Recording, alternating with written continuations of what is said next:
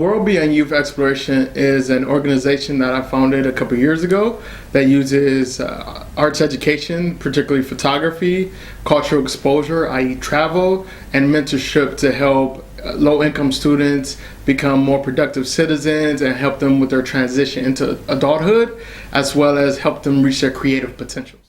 Well, I founded the organization after I went to my alma mater, high school in East Cleveland, Ohio, Shaw High.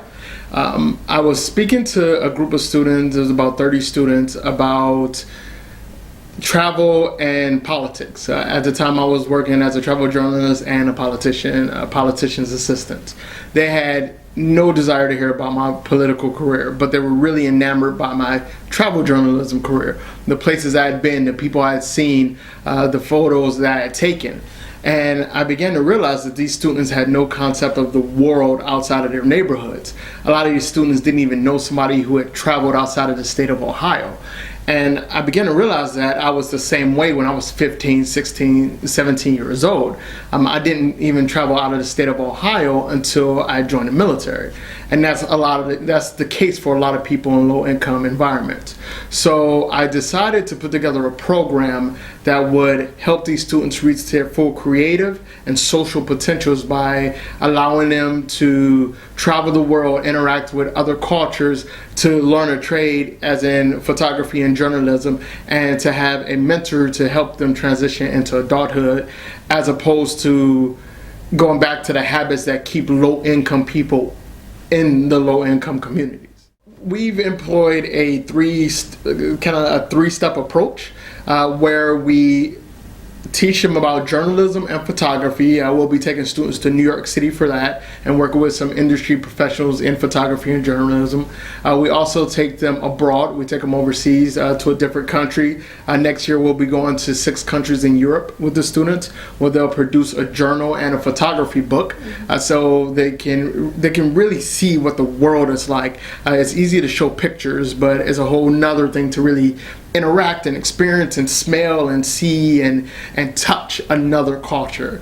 And lastly, we have a mentor. Our mentorship program is comprehensive. From the moment that these students start the program to well after it's over, they'll be in contact with a positive adult role model. Somebody who can give them advice at 3 o'clock in the morning if they need it. Somebody who can help them fill out college applications.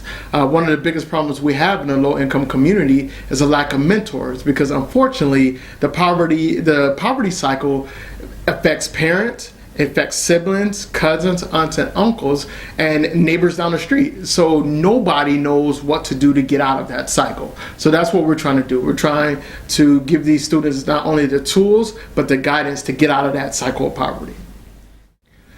Beyond the obvious benefits of helping low-income students, there are a lot of perks. We created a really, really fun perk system that really centers around travel and exposure.